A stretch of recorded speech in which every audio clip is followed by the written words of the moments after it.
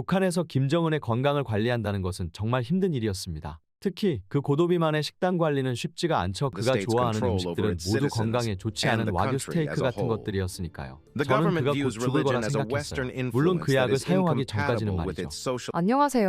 평양뉴스입니다. 제보자의 신변을 위해 가명으로 사연이 진행되는 점 양해 부탁드리겠습니다. 그럼 김성민 씨가 직접 겪은 오늘의 사연 시작하겠습니다. 안녕하세요. 저는 남한으로 넘어온 지 1년이 다 되어가는 김성민이라고 합니다. 이제야 남한에 좀 익숙해진 것 같은 느낌이 들지만 여전히 제 마음을 힘들게 하는 것들이 있습니다. 뉴스나 기사에서 접하는 김정은과 리설주 부부이죠. 그들의 얼굴을 볼 때면 시간이 흘렀음에도 불구하고 아직도 공포감이 올라오고는 합니다. 가까이에서 보았던 그들은 정상적인 부부가 절대로 아니었거든요. 저 또한 그 둘 때문에 목숨을 잃을 뻔했고요. 그래서 오늘은 저희 힘들었던 옛 이야기를 한번 꺼내보려 합니다. 많은 사람들이 그들의 실상을 알아야 한다고 생각했기 때문이죠. 용기를 내어 이야기를 꺼낸 만큼 꼭 끝까지 들어주셨으면 합니다. 저는 북한에서 김정은 개인 요리사로 일을 했었습니다. 김정은의 개인 요리사로 10년을 넘게 일했죠. 많은 사람들이 저를 보고 부러워하고는 했습니다. 그도 그럴 것이 지금 남한의 대통령인 윤석열의 모든 식사를 담당하는 자리라고 보시면 되니까요. 얼마나 좋은 음식들을 내보낼지 상상이 되시죠? 처음에는 이 자리가 정말 영광스럽고 자랑스러웠습니다. 북한의 최고 지도자를 위해 음식을 만든다니 그 얼마나 큰 영예겠어요?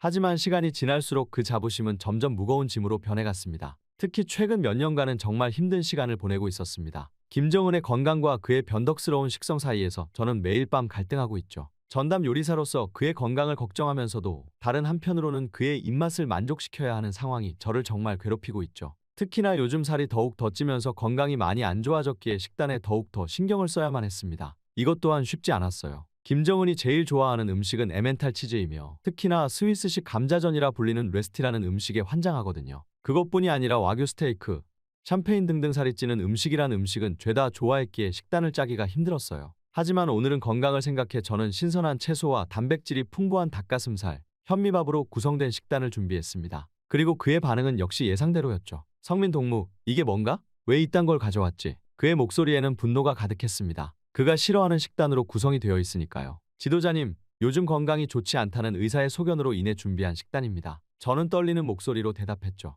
건강? 자네가 뭘 한다고? 당장 치워버리고 와규 스테이크와 에멘탈 치즈를 가져오게. 그 순간 저는 정말 절망감을 느꼈습니다. 제가 아무리 노력해도 위원장의 건강을 지킬 수 없을 것 같았거든요. 사실 김정은은 처음에 이렇게까지 뚱뚱하지는 않았어요. 2012년 그의 체중이 90kg이었을 때만 해도 별 문제가 없어 보였죠. 하지만 해가 갈수록 그 숫자는 꾸준히 올라갔고 2023년에는 무려 145kg까지 치솟았습니다. 체중계 위에 올라설 때마다 위원장의 얼굴에 스치는 불안감을 보며 저도 모르게 가슴이 조여왔죠. 그리고 그의 건강이 안 좋아질 때마다 피해를 입는 사람 안에 저도 포함되었기에 항상 긴장을 할 수밖에 없었습니다. 성민 동무, 오늘은 어떤가? 매일 아침 그가 묻는 질문이었죠. 네, 지도자님. 어제보다 300g 늘으셨습니다. 이런 대답을 할 때마다 저는 목구멍이 메어오는 것 같았습니다. 그럴 때마다 김정은의 표정이 어두워지는 걸 볼 수 있었거든요. 하지만 그의 다음 말은 언제나 저를 당황하게 만들었어요. 알겠네. 오늘 저녁은 레스티의 샴페인으로. 아, 그리고 에멘탈 치즈도 꼭 곁들여주게. 이런 상황이 반복될 때마다 저는 깊은 한숨을 내쉬곤 했습니다. 김정은의 건강을 걱정하면서도 그의 입맛을 만족시켜야 하는 제 입장은 정말 난처했으니까요. 일본 최상급 소고기 와규 스테이크, 신선한 생선 초밥, 프랑스 크리스탈 샴페인, 그리고 특히 스위스 치즈, 그 중에서도 에멘탈 치즈들. 그의 요구는 다이어트와는 너무나도 거리가 먼 음식들이었습니다. 지도자님, 건강을 위해 식단 조절이 필요할 것 같습니다만 저는 조심스럽게 건의를 해보지만 그의 대답은 언제나 비슷했죠. 성민 동무, 나는 이런 음식을 먹어야 스트레스가 풀리네. 스트레스 때문에 병이 생기면 더 큰 문제 아닌가? 잔말 말고 가져오게. 그렇게 그의 억지스러운 지시에 저는 매일 밤 호화로운 만찬을 준비하면서 마음이 점점 더 무거워져 갔습니다. 특히 힘들었던 건 음식의 양을 조절하는 일이었어요. 김정은은 음식 종류는 신경을 쓰지 않으면서도 양은 또 어마무시하게 신경 썼거든요. 자신이 살이 찌는 이유가 음식의 양 때문이라고 생각하는 듯 했죠. 한 번은 평소보다 50g 많은 양의 스테이크를 올렸다가 큰 핀잔을 들은 적이 있습니다. 성민 동무, 자네 내 건강은 안중에도 없나? 왜 스테이크를 30g이나 더 올린 건가? 당장 30g을 떼어내게. 그 말을 들으며 저는 속으로 깊은 한숨을 쉬었습니다. 30g의 차이로 뭐가 달라지겠어요? 라고 말하고 싶었지만 그럴 수는 없었습니다. 저는 그저 명령을 수행해야만 했으니까요. 하지만 이제는 정말 더 강력하게 말씀을 드려야 하나라는 생각이 들었습니다. 그의 건강 상태가 눈에 띄게 나빠지고 있었거든요. 계단을 오르내릴 때마다 숨이 차고 간단한 산책조차 힘들어하는 모습을 보며 저는 매일 밤 고민에 빠졌습니다. 내가 만드는 음식 때문에 나빠지는 걸까? 이런 생각이 들 때마다 죄책감에 시달렸죠. 하지만 더 무서운 건 김정은의 공포심이었습니다. 그의 아버지 김정일 국방위원장과 할아버지 김일성 주석이 모두 심근경색으로 갑자기 세상을 떠났다는 사실이 그를 끊임없이 괴롭히고 있었거든요. 밤늦게 집무실에서 불빛이 새어나오는 걸 볼 때마다 저는 그가 또 잠 못 이루고 있다는 걸 알 수 있었습니다. 성민 동무, 나는 절대 죽을 수 없네. 제대로 식단을 짜란 말이야. 어느 날 밤 김정은 위원장이 저를 불러 이런 말을 했어요. 그의 목소리에 묻어나는 두려움을 듣고 있자니 가슴이 아팠습니다. 북한의 최고 지도자라는 무거운 짐을 지고 있는 그의 모습이 너무나 인간적으로 보였거든요. 하지만 위원장 동지, 그렇다고 매일 밤 이렇게 치즈와 와인을 드시는 건.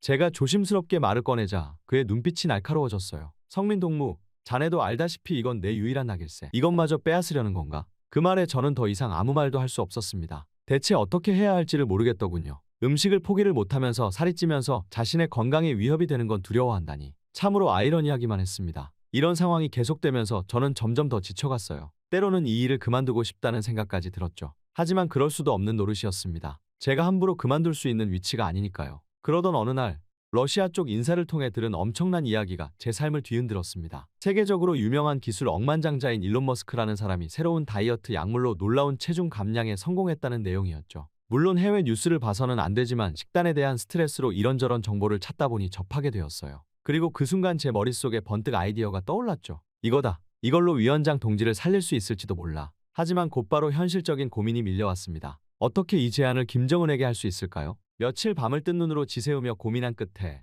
저는 용기를 내기로 했습니다. 제가 본 것이 아니라 중국 방문 때 들은 정보처럼 위장해서 이야기를 하기로 했죠. 지도자님, 죄송하지만 권해드릴 것이 있습니다. 떨리는 목소리로 말을 꺼냈죠. 김정은의 눈빛이 날카로워졌습니다. 무슨 일인가, 성민 동무. 저는 깊게 숨을 들이쉬고 천천히 말을 이어갔습니다. 최근에 새로운 다이어트 약물이 개발되었다고 합니다. 세계적인 유명인사들이 놀라운 효과를 보았다고 하는데 혹시 지도자님께서도 관심이 있으실까 해서요. 긴장된 침묵이 흘렀습니다. 김정은의 표정을 읽을 수가 없었어요. 제 심장은 마구 뛰기 시작했고 식은땀이 등을 타고 흘러내렸죠. 이제 끝이구나 라는 생각이 들 때쯤 예상치 못한 반응이 돌아왔습니다. 자세히 말해보게, 성민 동무. 예상외로 정은의 목소리에는 관심과 기대가 섞여 있었어요. 그 말을 듣는 순간 저는 안도의 한숨을 내쉬면서도 동시에 이상한 불안감을 느꼈습니다. 이 제안이 받아들여지면 어떤 일이 벌어질까? 과연 이게 올바른 선택일까? 하지만 이미 돌이킬 수 없는 강을 건넌 것 같았죠. 이제 우리는 예측할 수 없는 미래를 향해 첫 발을 내디딘 겁니다. 그렇게 다이어트 약물을 처음 사용하기 시작한 날,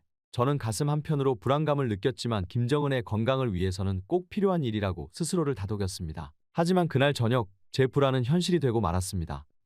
성민 동무, 어찌 된 일인가? 김정은의 고통스러운 목소리가 집무실에서 들려왔어요. 저는 급히 달려갔습니다. 그리고 문을 열자마자 제 눈에 들어온 건 고통에 일그러진 김정은의 얼굴이었어요. 그는 배를 움켜쥐고 있었고 얼굴은 창백했습니다. 지도자님, 괜찮으십니까? 제가 걱정스럽게 물었습니다. 배가 너무 아파. 그리고 화장실도 너무 자주 간다고. 김정은은 힘겹게 대답했습니다. 약의 부작용이 시작되고 만 것이었어요. 그날부터 계속해서 심각한 위장 장애와 설사가 김정은을 괴롭히기 시작했죠. 저는 너무나 당황스러웠어요. 이런 심각한 부작용이 있을 줄은 전혀 예상하지 못했거든요. 상황은 점점 더 악화되었습니다. 김정은은 하루에도 수십 번씩 화장실을 들락날락했어요. 중요한 회의 중에도 갑자기 일어나 화장실로 달려가는 일이 빈번해졌죠. 한 번은 외국 대사와의 중요한 만남 중에 갑자기 일어나 화장실로 뛰어가는 바람에 모두가 당황하고 어색한 분위기가 연출되기도 했습니다. 게다가 이런 상황이 계속되면서 국가 행사에도 차질이 생기기 시작했습니다. 군부대 시찰이 갑자기 취소되고 중요한 경제 회의가 연기되는 일이 잦아졌죠. 매번 지도자님의 해외 일정이라는 이유가 붙었지만 모두가 그 이면의 진실을 눈치채기 시작했죠. 그러면서 내부에서도 점점 불만의 목소리가 나오기 시작했어요. 제가 우연히 고위 간부들의 대화를 엿듣게 된 적이 있었는데 그들의 말에 저는 등골이 오싹해졌습니다. 이래서야 어떻게 나라를 이끌어 나갈 수 있겠나. 지도자님의 건강이 걱정되는군. 이대로 가다간 큰일 날 것 같아. 후계 문제도 고민해봐야 하지 않을까. 이런 말들이 오가는 걸 들으며 저는 깊은 죄책감에 빠졌습니다. 제가 제안한 다이어트 약물이 이런 상황을 만들어낸 거라고 생각하니 너무나 괴로웠거든요. 김정은의 건강 문제가 이제는 단순히 개인의 문제를 넘어 국가적인 위기로 번져가고 있다는 걸 실감했어요. 지도자님, 약물 사용을 중단하는 게 어떨까요? 저는 조심스럽게 제안했습니다. 하지만 김정은의 반응은 제 예상과 완전히 달랐습니다. 그의 눈에서 결연한 의지가 빛났어요. 안 돼. 이건 분명 독소가 빠져나가는 거야. 계속해야 해. 김정은의 목소리에는 고통 속에서도 강한 의지가 느껴졌어요. 저는 그 순간 그의 강인함에 놀랐지만 동시에 깊은 걱정도 들었죠. 이대로 계속해도 괜찮을까? 그렇게 나날이 지나고 주가 흘렀지만 상황은 나아지지 않았습니다. 오히려 점점 더 나빠져 갔죠. 김정은은 여전히 심한 위장 장애와 설사로 고통받고 있었어요. 그의 얼굴은 점점 헬쑥해져 갔고 눈 밑에는 다크서클이 짙게 내려앉았습니다. 저는 매일 밤 그의 고통 소리를 들으며 잠들지 못했어요. 제 가슴은 죄책감으로 무거워졌죠. 내가 이런 제안을 하지 말았어야 했나. 이런 생각이 끊임없이 제 머릿속을 맴돌았습니다. 몇 달이 지나자 더 심각한 문제가 나타났어요. 김정은 위원장의 체중이 거의 줄어들지 않는 거였죠. 그리고 어느 날 밤, 저는 충격적인 광경을 목격하게 되었습니다. 늦은 밤, 주방에서 이상한 소리가 들려 확인하러 갔는데 그곳에서 김정은이 냉장고 앞에 서서 치즈케이크를 개걸스럽게 먹고 있는 모습을 보게 된 거예요. 그 순간 저는 숨을 죽이고 그 광경을 지켜볼 수밖에 없었습니다. 하나만 더 먹고 잘까? 김정은이 혼잣말을 하며 또 다른 조각을 집어들었습니다. 저는 그 모습을 보며 가슴이 찢어지는 것 같았어요. 낮에는 다이어트를 위해 고생하는 모습을 보여주더니 밤에는 이렇게 몰래 폭식을 하고 있었던 거죠. 아마도 그것이 살이 빠지지 않는 원인인 듯 했습니다. 이런 일이 반복되면서 저는 점점 더 큰 죄책감에 시달리게 되었습니다. 제가 제안한 다이어트가 오히려 김정은을 더 힘들게 만들고 있다는 생각이 들었거든요. 그러던 어느 날 아침, 체중계에 올라선 김정은 위원장의 표정이 일그러졌어요. 이게 무슨 일이지? 몇 달째 다이어트를 하는데 왜 체중이 줄지 않는 거지? 그의 목소리에는 분노와 좌절감이 가득했습니다. 저는 그 자리에 얼어붙은 채 서 있었습니다. 무슨 말을 해야 할지, 어떻게 해야 할지 전혀 감이 오지 않았죠. 제 머릿속은 온통 하얗게 변해버렸어요. 그때였어요. 김정은 위원장의 분노가 폭발한 게 말이죠. 그는 자신의 야식은 생각지 않고 저에게 화를 내기 시작했습니다. 내 건강을 망치려고 작정한 거야? 그가 저를 향해 소리쳤어요. 저는 그의 분노 앞에서 몸을 움츠렸습니다. 그의 눈에서는 분노의 불꽃이 타오르고 있었어요. 저는 그 순간 진심으로 두려웠습니다. 하지만 동시에 제가 목격한 것을 말해야 한다는 의무감도 느꼈습니다. 그래서 저는 떨리는 목소리로 말을 꺼냈습니다. 지도자님, 사실 제가 며칠 전 밤에 주방에서 우연히 보았습니다. 치즈케이크를 드시는 걸요. 김정은의 표정이 순간 굳어졌습니다. 그의 눈에서 분노와 함께 당혹감이 스쳐 지나갔어요. 저는 용기를 내어 계속 말했습니다. 지도자님, 다이어트 중에 그렇게 야식을 드시면 안 됩니다. 건강에 매우 좋지 않아요. 게다가 다이어트 효과도 없어지게 됩니다. 김정은은 잠시 말을 잃은 듯 보였어요. 그러다 갑자기 그의 얼굴이 붉어지기 시작했습니다. 내가 감히 나를 감시했단 말이냐? 그의 목소리가 위협적으로 낮아졌습니다. 저는 재빨리 고개를 저었어요. 아닙니다, 지도자님. 단지 우연히 본 것뿐입니다. 지도자님의 건강을 위해서 말씀드리지 않을 수 없었습니다. 긴장된 침묵이 흘렀습니다. 저는 제 말이 어떤 결과를 가져올지 두려워하며 기다렸어요. 당장 새로운 식단을 가져와. 아니면 내 목숨이 위험해질 테니. 김정은의 목소리는 오히려 더욱 커졌어요. 자신의 치부를 들킨 듯 얼굴이 빨개져 있었죠. 저는 떨리는 목소리로 대답했습니다. 네, 지도자님. 즉시 준비하겠습니다. 그날 이후로 저는 밤마다 악몽에 시달렸습니다. 김정은의 분노에 찬 얼굴이 계속해서 제 꿈에 나타났죠. 매일 아침 눈을 뜰 때마다 저는 두려움에 떨었습니다. 오늘은 또 어떤 일이 벌어질까? 김정은의 건강은 더 나빠지지는 않을까 하는 걱정이 끊이지 않았어요. 그렇게 저는 필사적으로 새로운 해결책을 찾으려 노력했지만 모든 시도는 실패로 돌아갔습니다. 날이 갈수록 김정은의 건강 상태는 악화되었고 저의 마음은 점점 더 무거워졌어요. 저는 밤마다 잠들지 못하고 고민했죠. 이대로 가다가는 정말 큰일 날 것 같은데. 그때 뜻밖의 인물이 나타났습니다. 바로 리설주였죠. 그녀는 조용히 저에게 다가왔어요. 그 순간 놀라움을 감추지 못했습니다. 리설주의 눈은 붉게 충혈되어 있었고 눈가에는 눈물 자국이 선명했거든요. 성민 동무, 리설주의 목소리는 떨리고 있었습니다. 저희 최고 지도자님이 너무 걱정돼요. 그렇게 말하는 그녀의 눈에서 눈물이 흘러내리기 시작했습니다. 저는 당황스러워하며 주위를 살폈어요. 다행히 주변에는 아무도 없었죠. 그 와중에 리설주는 흐느끼면서 말을 이어갔습니다. 이대로 가다간 정말 큰일 날 것 같아요. 밤마다 잠도 못 자고 저도 어떻게든 도와주고 싶은데. 그녀는 잠시 말을 멈추고 깊은 숨을 내쉬었습니다. 그리고는 결연한 표정으로 저를 바라보더군요. 성민 동무, 저도 지도자님께서 살을 빼고 건강해지는 걸 돕고 싶어요. 제가 할 수 있는 일이 없을까 고민하다가 이걸 구했어요. 리설주는 주머니에서 작은 약병을 꺼내 저에게 건넸습니다. 그녀의 손은 떨리고 있었죠. 이건 새로 찾은 효과 좋은 약이에요. 리설주가 속삭였습니다. 그녀의 목소리에는 간절함과 긴장감이 묻어 있었어요. 지도자님의 식단에 참고하세요. 반드시 효과가 있을 거예요. 이 약으로 김정은 지도자님께서 건강을 되찾을 수 있길 간절히 바라요. 저는 그런 리설주의 모습에서 진심 어린 걱정과 절박함을 느낄 수 있었습니다. 그녀의 눈물과 떨리는 목소리, 그리고 김정은을 돕고자 하는 강한 의지는 이 상황이 얼마나 심각한지를 말해주고 있었거든요. 저도 매일 빌고 있어요. 지도자님의 건강이 좋아지길 말이에요. 리설주가 덧붙였습니다. 지도자님께서 하루빨리 건강을 회복하고 예전의 활기찬 모습을 되찾을 수 있기를. 저는 리설주의 말에 깊은 감동을 받았습니다. 그리고 고개를 끄덕이며 약병을 받아들었어요. 물론 처음에는 망설였지만 다른 선택의 여지가 없었습니다. 그래서 저는 리설주가 준 약물을 김정은의 음식에 조금씩 넣기 시작했어요. 처음에는 아주 적은 양을 넣었죠. 저번과 같이 혹시 모를 부작용이 걱정되었으니까요. 하지만 리설주가 준 약물을 사용하기 시작한 지 얼마 지나지 않아 상황은 급격히 악화되었습니다. 저는 제 눈을 의심할 수밖에 없었죠. 김정은의 체중이 기하급수적으로 늘어나기 시작했거든요. 이게 어떻게 된 일이지? 저는 혼란스러워했습니다. 저는 매일 아침 김정은의 체중을 재면서 놀라움을 감출 수가 없었어요. 애써 뺐던 살들이 일주일 만에 10kg, 보름 만에 20kg. 체중은 계속해서 늘어만 갔습니다. 게다가 김정은의 건강 상태도 눈에 띄게 나빠지고 말았습니다. 그의 얼굴은 점점 붓기 시작했고 숨을 쉬는 것조차 힘들어 보였죠. 이제는 걷는 것도 점점 더 어려워져 갈 지경이었습니다. 그렇게 저는 매일 떨리는 손으로 김정은의 식사를 준비했습니다. 요즘 들어 이 일상적인 작업이 저에게는 큰 고통이 되어가고 있었죠. 매 끼니마다 김정은의 폭식이 심해지는 것을 지켜보는 것은 괴로웠고 그의 건강이 눈에 띄게 악화되는 것을 보는 것은 더욱 고통스러웠으니까요. 그날도 여느 때와 다름없이 저는 식당으로 음식을 가져갔습니다. 하지만 문을 열자마자 저는 충격적인 광경과 마주쳤습니다. 김정은은 이미 테이블 앞에 앉아 있었고 그의 주변에는 빈 접시들이 산더미처럼 쌓여 있었어요. 김정은의 얼굴은 땀으로 범벅이 되어 있었고 숨을 헐떡이고 있었습니다. 왜 가만히 서 있는 거야? 내가 음식을 더 달라고 했잖아. 김정은이 갑자기 소리쳤습니다. 저 그 자리에 얼어붙었습니다. 제 머릿속은 혼란스러웠고 심장은 격렬하게 뛰기 시작했어요. 저는 천천히 김정은을 바라보았습니다. 김정은의 얼굴은 붉게 상기되어 있었고 눈은 이상하리만큼 크게 떠져 있었습니다. 그의 모습은 마치 굶주린 짐승 같아 보였죠. 결국 저는 떨리는 목소리로 대답했습니다. 지도자님, 이대로는 안 됩니다. 건강이 너무 나빠지고 계십니다. 그 말을 듣자마자 김정은의 얼굴이 순식간에 붉게 변했습니다. 그의 눈에서는 분노의 불꽃이 타오르기 시작했고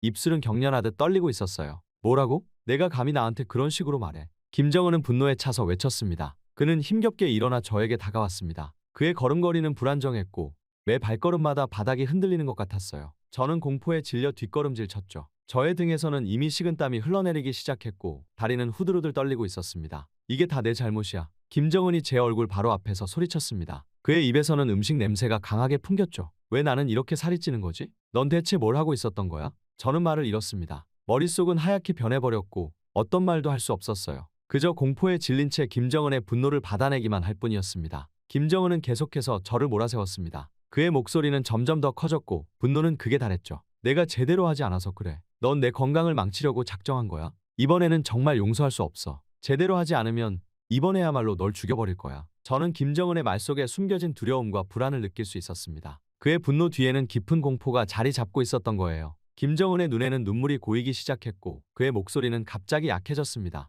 나는 죽을 수 없어. 절대로 안 돼. 김정은이 중얼거렸습니다. 그의 목소리에는 절박함이 묻어 있었어요. 넌 나를 살려내야 해. 알겠어? 그렇지 않으면 너와 내 가족 모두가 죽을 줄 알아. 저는 그 말을 듣고 전율이 흐르는 것을 느꼈습니다. 이 모든 상황이 제 잘못된 판단 때문이라는 생각이 저를 괴롭혔습니다. 그때 문이 열리고 의사 한 명이 급하게 들어왔어요. 그는 김정은의 상태를 확인하고는 깜짝 놀란 표정을 지었죠. 지도자님, 이대로는 안 됩니다. 당장 치료를 받으셔야 합니다. 의사가 조심스럽게 말했습니다. 하지만 김정은은 의사의 말을 무시했습니다. 누가 내 의견을 물었어? 당장 나가. 그가 소리쳤습니다. 의사는 어쩔 수 없이 물러났고 저는 다시 한번 절망감에 빠졌습니다. 이후로도 상황은 계속해서 악화되어 갔습니다. 김정은의 폭식은 멈추지 않았고 그의 체중은 계속해서 늘어갔습니다. 게다가 저 또한 밤낮으로 계속되는 김정은의 위협과 요구에 점점 지쳐갔습니다. 게다가 이런 모습은 북한의 고위 관리들 사이에서도 불안감이 퍼지게 만들었습니다. 그들은 김정은의 이상 행동과 건강 악화에 대해 은밀히 논의하기 시작했고 국가의 미래에 대한 우려의 목소리가 높아졌습니다.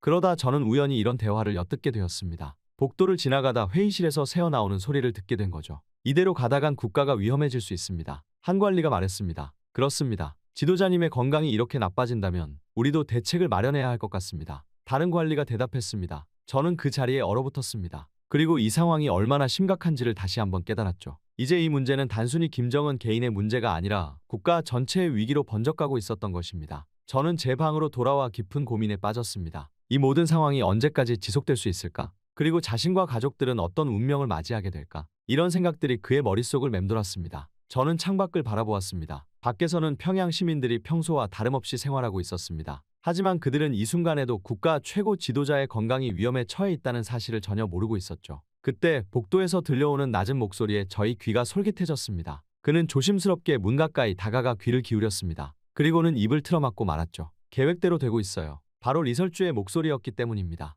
김정은의 건강이 급속도로 나빠지고 있어요. 이대로 가면 순간 저는 숨을 멈췄습니다. 심장이 격렬하게 뛰기 시작했어요. 좋습니다. 하지만 더 빨리 진행되어야 해요. 우리에게 남은 시간이 많지 않아요. 낯선 남자의 목소리가 들렸습니다. 알겠어요. 그 요리사에게 더 강한 약을 주도록 할게요. 리설주가 대답했습니다. 저는 그 자리에서 얼어붙었습니다. 이 모든 것이 리설주의 계획이었다고? 그는 자신의 귀를 의심했습니다. 발걸음 소리가 가까워지자 저는 재빨리 자신의 방으로 돌아왔습니다. 그리고 침대에 주저앉아 머리를 감싸 쥐었어요. 극도의 혼란과 공포가 저를 덮쳤습니다. 내가 지금까지 리설주의 계략에 놀아난 거야? 그럼 김정은은 내가 그를 죽이고 있었던 거야? 제 마음속에서는 격렬한 갈등이 일어났습니다. 한편으로는 자신이 속았다는 분노가, 다른 한편으로는 자신도 모르게 살인에 가담하고 있었다는 죄책감이 저를 괴롭혔어요. 저는 이제 어떻게 해야 할지 전혀 갈피를 잡을 수 없었습니다. 김정은에게 진실을 말해야 할까? 하지만 그렇게 하면 자신과 가족들의 목숨이 위험해질 것이 분명했습니다. 계속해서 리설주의 계획에 따라야 할까? 그건 곧 김정은을 죽음으로 몰아가는 일이 될 것입니다. 저는 그저 깊은 한숨을 내쉬었습니다. 저의 어깨는 무거워졌고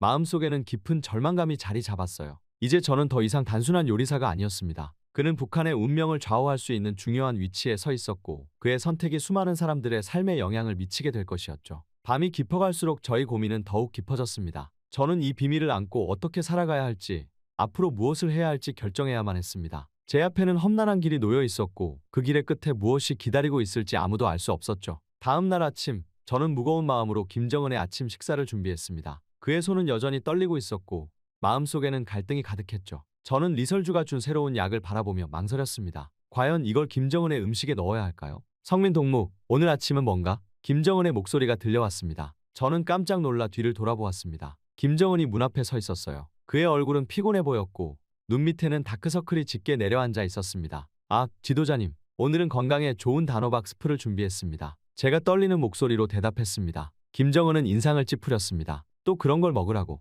난 고기가 먹고 싶어. 저는 순간 망설였습니다. 그는 김정은의 건강을 생각해야 했지만 동시에 그의 명령을 거역할 수도 없었어요. 그리고 무엇보다 리설주의 계획. 그는 어떻게 해야 할까요? 죄송합니다, 지도자님. 하지만 의사 선생님께서 야채 위주의 식단을 권하셨습니다. 제가 조심스럽게 말했습니다. 김정은의 얼굴이 순간 붉어졌습니다. 그의 눈에서 분노의 불꽃이 일었어요. 내가 감히 나한테 명령하려고 해. 내가 뭘 먹어야 할지 내가 정하겠다는 거야? 저는 공포에 질려 뒷걸음질 쳤습니다. 하지만 이미 늦은 상태였죠. 용서해 주십시오, 지도자님. 제가 잘못했습니다. 제가 고개를 숙이며 말했습니다. 김정은은 잠시 저를 노려보다가 한숨을 내쉬었습니다. 됐어. 그냥 내가 준비한 걸로 줘. 하지만 다음부턴 내 말을 잘 들어. 알겠어? 저는 안도의 한숨을 내쉬었습니다. 네, 지도자님 명심하겠습니다. 저는 다시 한번 깊은 고민에 빠졌습니다. 저는 김정은의 건강을 위해 노력하고 있지만 동시에 리설주의 계획에 따라 그를 해치고 있다는 사실에 괴로워했어요. 그의 마음속에서는 여전히 격렬한 갈등이 일어나고 있었습니다. 날이 갈수록 제 마음속 갈등은 깊어만 갔습니다. 밤마다 잠들지 못하고 뒤척이며 고민했죠.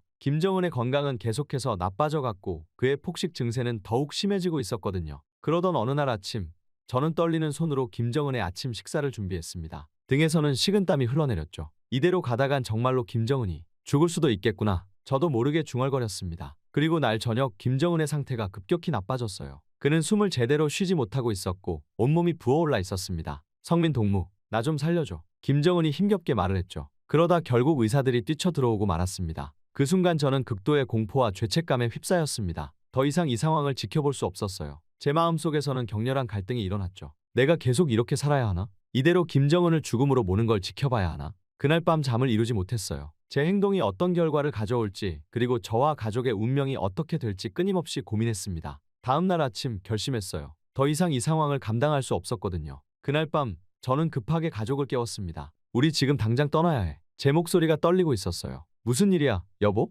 아내가 놀라 물었죠. 설명할 시간이 없어. 지금 당장 떠나지 않으면 우리 모두 위험해. 그렇게 저희 가족은 어둠 속에서 국경을 향해 떠났어요. 머릿속에는 실패한 다이어트, 통제 불능이 된 김정은 위원장의 식욕, 그의 악화된 건강 상태, 그리고 혼란에 빠진 북한의 모습이 가득했습니다. 탈북 과정은 정말 힘들었어요. 매 순간이 생사를 넘나드는 위험의 연속이었죠. 강을 건널 때는 정말 죽을 뻔했어요. 차가운 물살에 휩쓸려가는 아이들의 손을 필사적으로 붙잡았던 그 순간을 저는 평생 잊지 못할 거예요. 국경을 넘는데 성공하고 나서도 안심할 수 없었어요. 중국에서의 숨막히는 도피 생활, 그리고 태국을 거쳐 대한민국에 도착하기까지 모든 순간이 긴장의 연속이었습니다. 마침내 대한민국에 도착했을 때 저는 울음을 터뜨렸어요. 안도감과 동시에 깊은 죄책감이 저를 덮쳤죠. 이제 저는 자유의 몸이 되었지만 동시에 북에 두고 온 모든 것들에 대한 그리움과 미안함으로 가슴이 아팠습니다. 남한에서의 삶은 또 다른 도전의 연속이었어요. 언어는 같지만 너무나 다른 문화, 빠른 사회 변화, 적응하는 게 쉽지 않았죠. 하지만 정부와 여러 단체의 도움으로 조금씩 새로운 삶에 적응해 갔어요.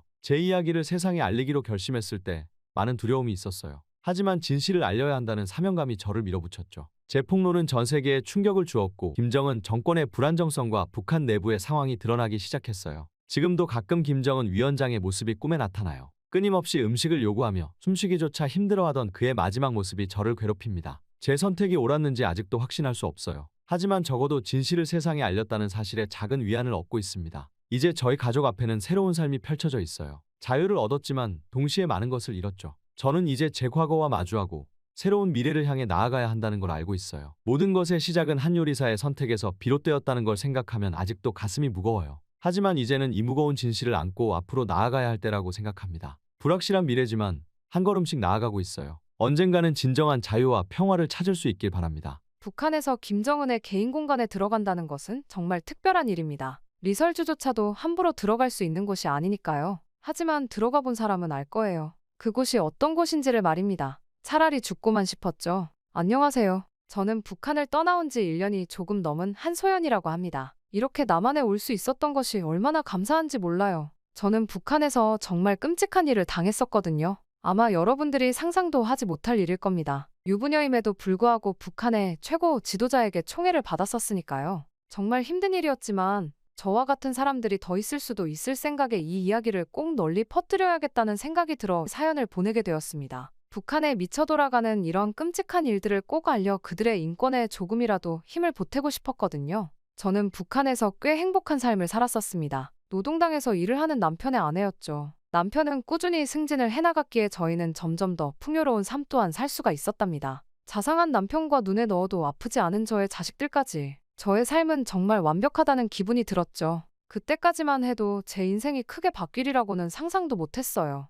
그날도 저는 평소와 다름없이 일어나 아침 식사를 준비하고 있었습니다. 남편인 정훈이와 저는 항상 아침을 함께 먹는 것을 중요하게 여겼거든요. 그건 우리만의 소중한 시간이었죠. 제 남편은 제가 본 사람들 중 가장 진실되고 따뜻한 사람이었습니다. 물론 지금도 그 마음은 변함없죠. 우리는 서로를 깊이 이해하고 존중하는 사이였어요. 힘든 일이 있을 때마다 서로를 위로하고 격려하며 여기까지 왔죠. 그때 현관문이 열리는 소리와 함께 남편의 흥분된 목소리가 들렸습니다. 소연아, 소연아, 큰일 났어. 순간 가슴이 철렁 내려앉는 것만 같았습니다. 큰일이라니 무슨 일이 생긴 걸까? 하는 생각에 손이 떨리더군요. 북한에서 큰일이 났다는 것은 목숨이 위험할 수 있는 상황까지 갈 수가 있으니까요. 여보, 내가 승진했어. 노동당 고위 간부로 말이야. 그 말을 듣는 순간 온몸에 전율이 흘렀습니다. 기쁨, 자부심, 그리고 약간의 두려움이 동시에 밀려왔죠. 우리가 그토록 꿈꿔왔던 순간이 드디어 현실이 된 거예요. 저는 남편을 꼭 껴안으며 축하의 말을 건넸습니다. 여보, 정말 축하해요. 역시 당신은 정말 대단해요. 목소리가 떨리는 걸 느꼈어요. 그가 행복해하는 것을 보니 저 또한 심장이 터질 듯이 기쁘고 행복했거든요. 남편은 제 손을 꼭 잡고 말했어요. 소연아, 이제 우리 가족은 더 좋은 삶을 살 수 있을 거야. 내가 꼭 그렇게 만들겠어. 그동안 고생 많이 했지. 이제는 내가 당신을 행복하게 해줄 차례야. 그의 손에서 전해지는 따뜻함과 굳은 의지가 느껴졌습니다. 저는 남편의 말에 고개를 끄덕이며 미소 지었어요. 당신이 열심히 일한 덕분이에요. 우리 함께 이뤄낸 거예요. 라고 말하면서 흐르는 눈물을 닦았죠. 남편은 곧 자신의 취임식과 함께 승진 축하 파티가 있을 것이라고 했어요. 함께 꼭 참석해야 한다고 하더군요. 저는 당연히 갈 것이라며 그를 꼭 껴안고 이야기를 했습니다. 그 영광스러운 자리에 함께하고 싶었으니까요. 하지만 지금 생각하면 저는 그 자리에 가지 말았어야 했습니다. 며칠 뒤 다가온 승진 축하 파티 날, 저는 아침부터 분주히 준비했습니다. 거울 앞에 서서 머리를 정돈하고 가장 좋은 옷을 골랐죠.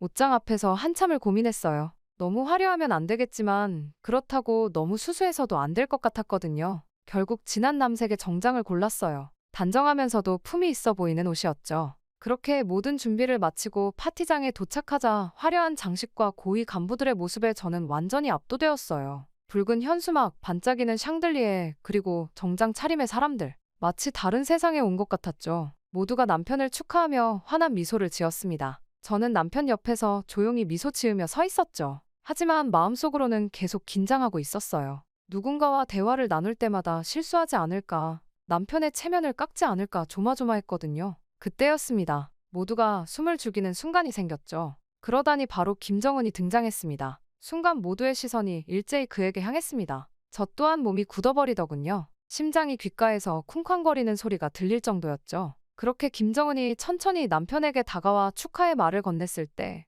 저는 그저 옆에서 공손히 고개를 숙이고 있었습니다. 남편은 자신이 인정받았다는 기분이 들었는지 약간 울컥해 보이기까지 하더군요. 그 모습을 보며 저는 머릿속으로 실수하지 말자, 실수하지 말자를 계속 되뇌었죠. 그런데 그때 갑자기 김정은의 시선이 저에게 향했습니다. 우리의 눈이 마주쳤을 때 저는 순간 숨이 멎는 것 같았어요. 그의 눈빛에는 뭔가 설명할 수 없는 것이 있었거든요. 순간 온몸에 소름이 돋는 것만 같더군요. 그의 입가에 살짝 미소가 어렸지만 그 미소가 오히려 더 불안하게 만들었습니다. 그 순간 저는 등줄기로 식은땀이 흐르는 걸 느꼈습니다. 심장은 마구 뛰기 시작했고 손은 차갑게 식었죠. 다리가 후들거려 그 자리에서 쓰러질 것만 같았어요. 하지만 저는 최대한 평온한 표정을 유지하려 노력했습니다. 입가에 미소를 머금은 채 고개를 조금 더 숙였죠. 남편의 중요한 순간을 망치고 싶지 않았거든요. 그렇게 파티가 끝나고 집으로 돌아오는 길에 남편은 계속해서 흥분된 목소리로 미래 계획을 이야기했어요.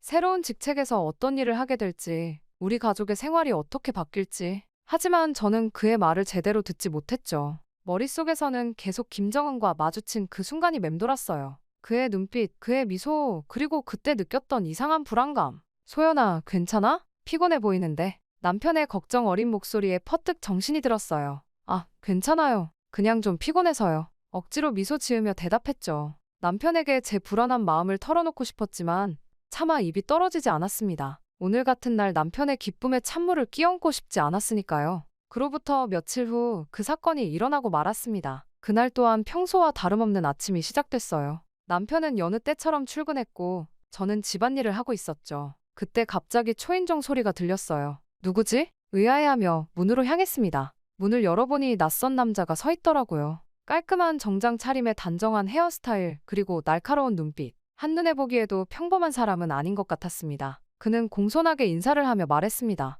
안녕하십니까? 한소연 동지. 지도자님께서 귀하를 뵙고 싶어 하십니다. 순간 머리가 하얘졌습니다. 심장이 멎는 것 같았죠. 김정은이 저를 부른다고요? 왜죠? 무슨 일로? 온갖 생각이 머릿속을 스쳐 지나갔습니다. 파티 날 마주친 그 눈빛이 떠올랐어요. 그때부터 느꼈던 불안감이 다시 커지는 것만 같았죠. 하지만 거절할 수는 없었습니다. 북한에서 최고 지도자의 부름을 거절한다는 건 상상도 할 수 없는 일이니까요. 그래서 떨리는 손으로 옷매무새를 가다듬고 차에 올랐어요. 차 안에서도 계속 걱정이 밀려오더군요. 혹시 남편에게 무슨 일이 생긴 걸까? 아니면 내가 뭔가 잘못한 게 있나? 그렇게 차는 목적지에 도착했고 저는 차에서 내려 그 사람을 따라갔습니다. 그리고 마침내 김정은 위원장의 개인 공간으로 안내됐을 때 저는 완전히 놀라버렸죠. 김정은의 개인 공간으로 올 것이라고는 상상도 하지 못했으니까요. 그곳은 상상했던 것보다 훨씬 편안하고 아늑한 분위기였습니다. 붉은색 카펫이 깔린 바닥, 고급스러운 가구들, 그리고 벽에 걸린 예술 작품들.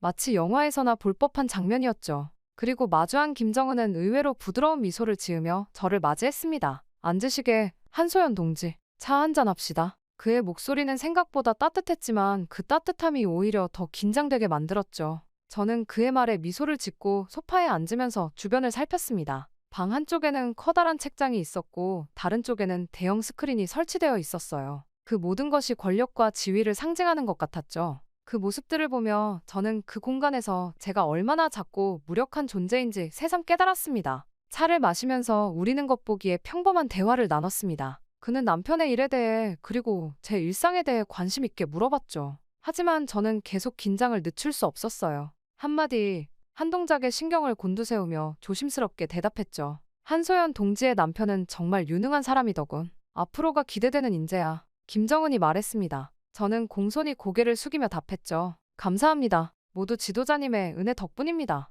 그 말을 하면서도 제 심장은 마구 뛰고 있었어요. 과연 이 대화의 진짜 목적이 뭘까? 왜 나를 여기로 불렀을까? 이런 생각들이 계속해서 머릿속을 맴돌았죠. 그렇게 대화가 거의 끝나갈 무렵 김정은이 갑자기 자리에서 일어났어요. 그리고 제게 다가와 갑작스럽게 포옹을 했죠. 한소연 동지, 오늘 만나서 반가웠소. 앞으로도 종종 보기를 바라네. 그 순간 저는 온몸이 얼어붙는 것 같았어요. 심장은 마구 뛰었고 숨을 쉬기가 힘들었죠. 겉으로는 친근함의 표시였지만 저는 극도의 불편함을 느꼈어요. 친근감의 표시라기에는 저를 너무나도 꽉 안고 놔주질 않았고 제 귀에서는 그의 숨결이 너무나도 과하게 느껴졌으니까요. 이건 단순한 작별 인사가 아니었습니다. 뭔가 다른 의미가 있는 것 같았죠. 그의 눈빛에서 본 그 이상한 감정, 그리고 이 갑작스러운 포옹, 모든 것이 불길한 예감으로 다가왔어요. 그리고 마침내 포옹에서 벗어나 그를 바라봤을 때 그의 눈에서 뭔가 위험한 것을 봤어요. 그 눈빛을 정확히 뭐라고 표현해야 할지 모르겠지만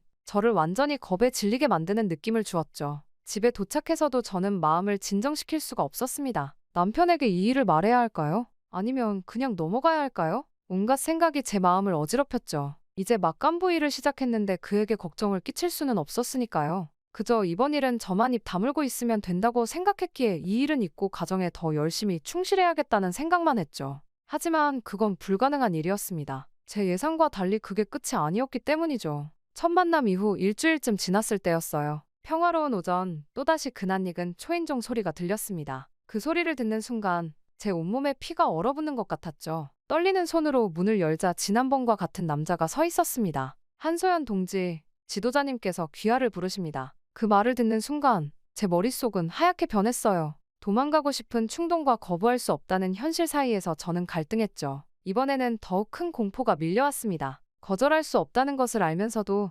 마음속으로는 도망가고 싶었죠. 제발 이러지 말아요. 저를 그냥 내버려 두세요. 라고 외치고 싶었지만 그 말은 목구멍에서 맴돌 뿐이었어요. 하지만 결국 저는 또다시 그 차에 올라탈 수밖에 없었습니다. 가는 내내 손이 떨려 주먹을 꽉 쥐고 있었어요. 그렇게 또다시 김정은의 개인 공간에 도착하자 그는 지난번과 마찬가지로 친절하게 저를 맞이했어요. 한소연 동지, 오랜만이군. 잘 지냈나? 그의 목소리는 부드러웠지만 저는 그 안에 숨겨진 위험을 느낄 수 있었어요. 이번에도 우리는 겉으로 보기에 평범한 대화를 나눴습니다. 날씨, 최근 북한의 발전상, 제 가족의 안부 등. 하지만 시간이 지날수록 김정은의 행동은 점점 더 친밀해졌죠. 그는 자주 제 어깨나 팔을 스치듯 만지기도 했습니다. 매번 그럴 때마다 저는 온몸에 소름이 돋는 것을 느꼈죠. 그의 손길이 닿을 때마다 제 피부는 불에 타는 듯했고 동시에 얼음장처럼 차가워졌어요. 한소연 동지, 당신은 정말 매력적인 여성이야. 그가 말했을 때 저는 숨이 멎는 것 같았습니다. 마치 누군가가 제 목을 조이는 것처럼 숨쉬기가 힘들어졌죠.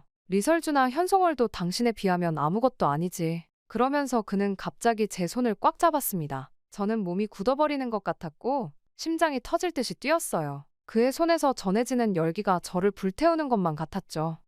지도자 동지. 저는 겨우 입을 열었지만 무슨 말을 해야 할지 몰랐어요. 머릿속은 하얗게 변해버렸고 생각이 정리되지 않았어요. 거절하면 어떤 일이 벌어질지, 동의하면 또 어떤 일이 벌어질지 모든 선택이 두려웠어요. 긴장감이 저를 감쌌죠. 저의 이런 상태를 아는지 모르는지 김정은은 저에게 천천히 다가오더니 저를 꽉 안았어요. 그러더니 제 입에 자신의 입을 맞추더군요. 저는 너무 놀라 입을 굳게 다물고 눈을 꽉 감고 덜덜 떨며 있었어요. 그러자 김정은은 그 전과는 달리 차가운 말투로 이야기하더군요. 입 벌려. 그 말에 저는 조금씩 입을 열었고 그는 저에게 격렬하게 키스하기 시작했습니다. 저를 너무 꽉 안아 숨도 제대로 쉬지 못할 것 같았죠. 무서움에 눈물이 날 것만 같았습니다. 하지만 김정은은 그런 저를 전혀 신경 쓰지 않는 듯 했습니다. 제 옷을 하나씩 벗기려고 하더군요. 저도 모르게 옷을 여미려 했지만 제 손을 압박해 못 움직이게 만들었습니다. 결국 제 상의가 벗겨지고 저는 수치심에 눈물을 흘렸죠. 저는 처녀도 아니고 가정이 있는 유부녀예요. 이런 일은 상상해 본 적도 없었기에 큰 자책감이 밀려왔죠. 김정은은 그런 제 모습에 만족한 듯한 웃음을 지었어요. 그러더니 역시 좋군 이라며 제 몸에 입을 맞추기 시작했죠. 그의 입술이 닿는 모든 곳에 소름이 돋았습니다. 차라리 죽고 싶더군요.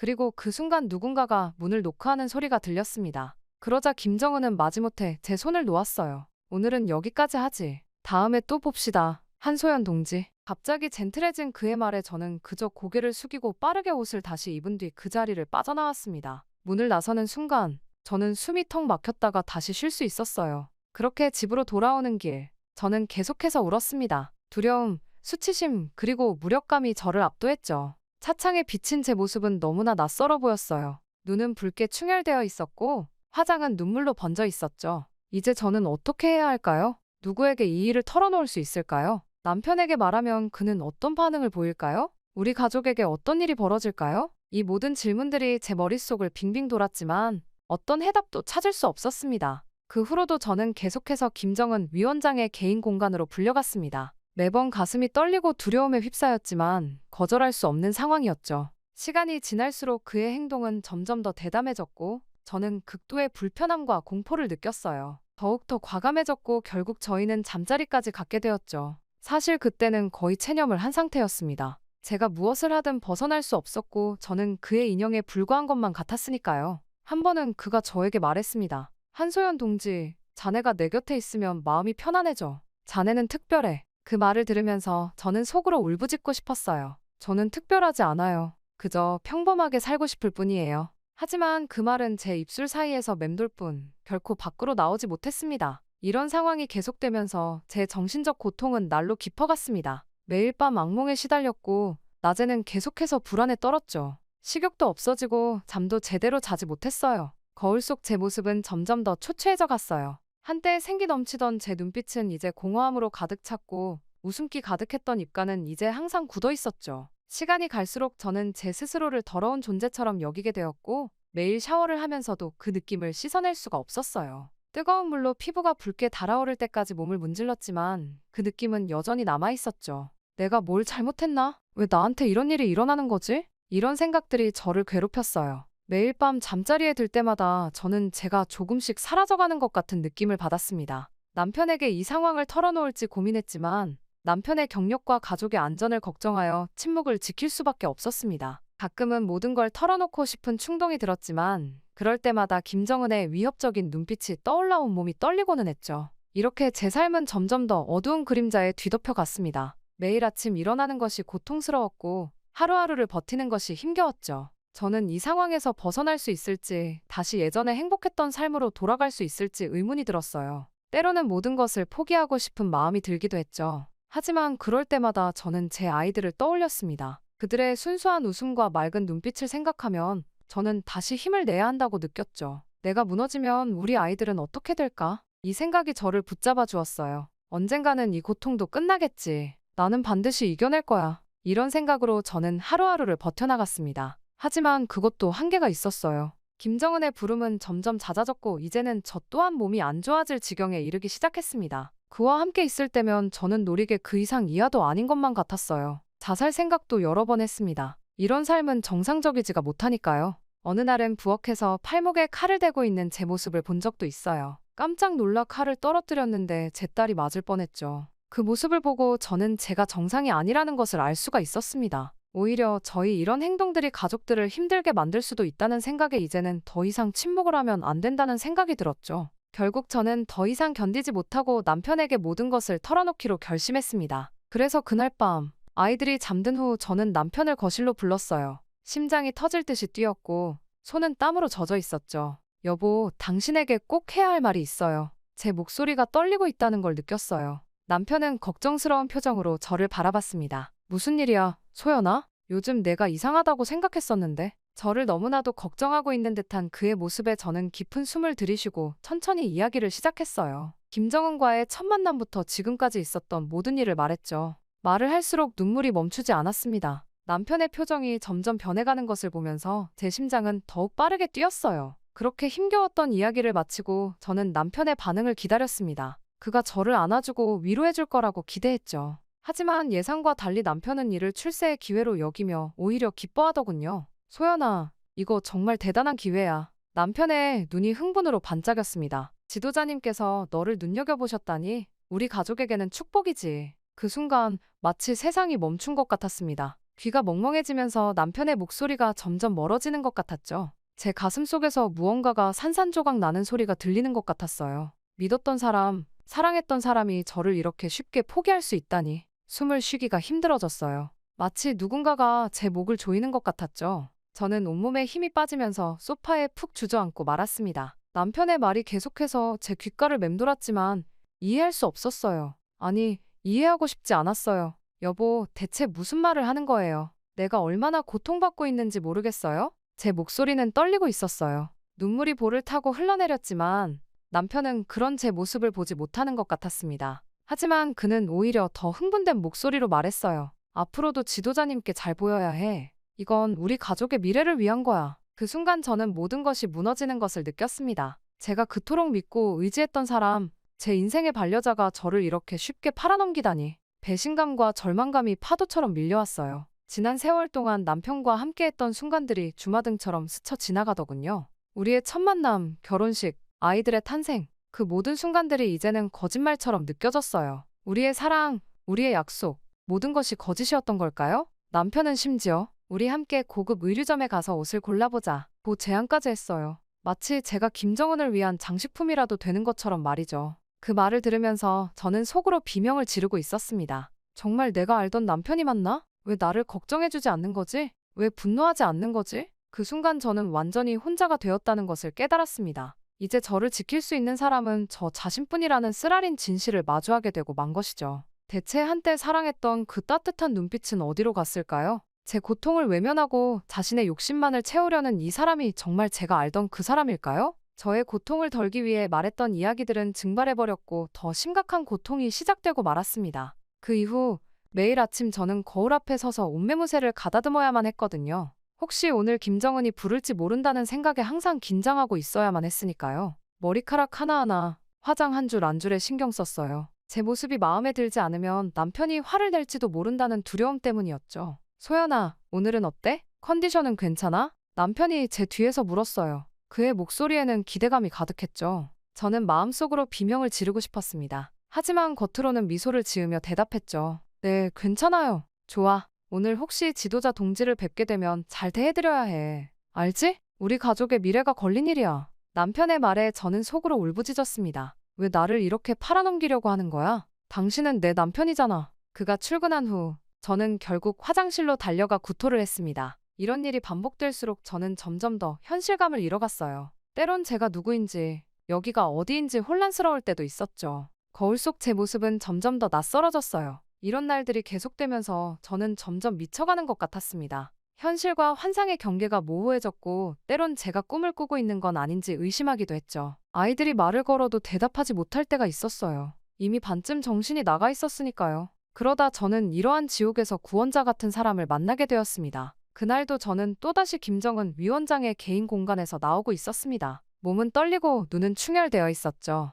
입술에서 피가 흘러 피막까지 나더군요. 그때 누군가가 제 어깨를 살며시 잡았습니다. 깜짝 놀라 돌아보니 박민준이었어요. 한소연 동지, 괜찮으세요? 그의 목소리에는 진심 어린 걱정이 담겨 있었습니다. 얼굴이 많이 안 좋아 보이네요. 저는 그의 눈빛에서 뭔가 다른 것을 느꼈습니다. 동정? 예. 그 순간 저는 도움을 요청해야 한다는 걸 직감적으로 느낄 수가 있었죠. 떨리는 목소리로 대답했어요. 박민준 동지, 제가 좀 힘들어요. 그는 주변을 살피더니 조용히 말했습니다. 이야기 좀 나눌 수 있을까요? 조용한 곳으로 가시죠. 그렇게 우리는 인적이 드문 공원 벤치에 앉았습니다. 저는 떨리는 목소리로 제 상황을 설명했고 그의 도움이 필요하다고 말했어요. 말을 하면서 눈물이 멈추지 않았죠. 이제야 누군가에게 제 고통을 털어놓을 수 있다는 안도감 때문이었을까요? 제발 이 사람만은 저를 위로해주길 바랬습니다. 제 이야기가 지속될수록 민준 씨의 표정이 점점 굳어지는 걸 보면서 제 심장은 마구 뛰었습니다.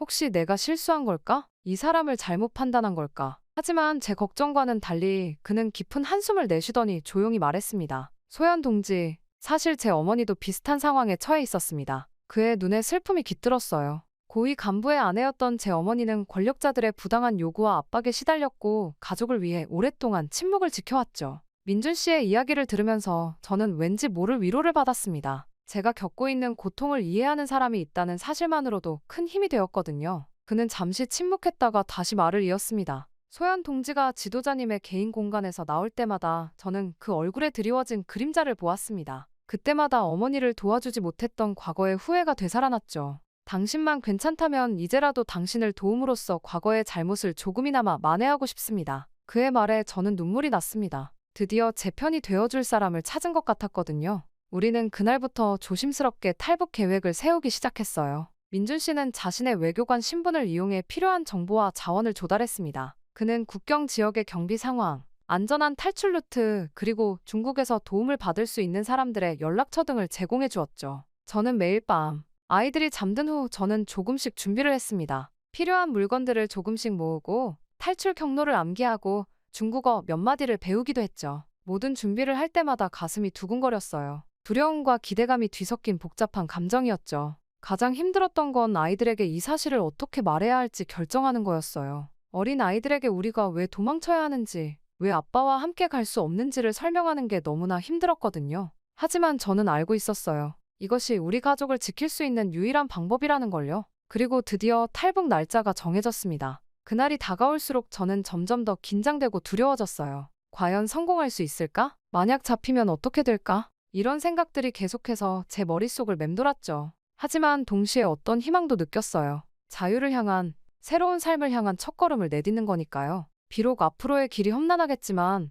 적어도 이제는 제가 선택한 길을 가는 거예요. 그렇게 탈북 전날 밤, 저는 아이들을 꼭 안아주었습니다. 엄마가 너희를 꼭 지켜줄게. 우리 곧 더 좋은 곳으로 갈 거야. 라고 속삭였죠. 아이들은 무슨 일인지 정확히 이해하지 못했지만 제 품에 안겨 고개를 끄덕였어요. 그리고 마지막으로 남편에게 짧은 편지를 남겼어요. 이게 우리 가족을 지킬 수 있는 유일한 방법이에요. 언젠간 당신도 저와 같은 지옥을 맛보았으면 좋겠네요. 그리고 드디어 탈북 당일, 저는 새벽부터 일어나 마지막 준비를 했습니다. 손이 떨려 짐을 제대로 싸기도 힘들 정도였죠. 아이들을 깨우면서 제 심장은 마구 뛰었어요. 얘들아, 일어나자. 오늘은 특별한 여행을 갈 거야. 아이들은 여행이란 말에 들뜬 모습이었지만 저는 그들의 눈을 똑바로 보기가 힘들었어요. 이 어린 아이들에게 이런 위험한 여정을 강요하는 게 과연 옳은 걸까? 하는 의문이 들었거든요. 하지만 다른 선택지는 없었어요. 그리고 약속한 시간에 민준 씨가 도착했어요. 그의 표정에서 긴장감이 느껴졌죠.